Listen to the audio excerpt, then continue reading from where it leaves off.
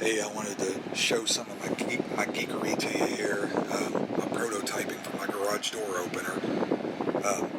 I've got a dashboard on here that whenever I press this button, it sends data through the internet to my ESP32 microcontroller. In doing so, sends an electrical signal from this purple wire to my relay switch input, allowing current to flow through my relay switch outputs.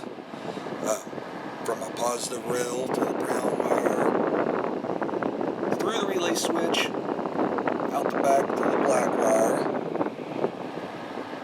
through an LED to ground, completing an electrical circuit, and it works as nicely. I can either use this button on this website, I can use it on a computer, or I can get real fancy and go, hey Google, run Open Garage in Taster.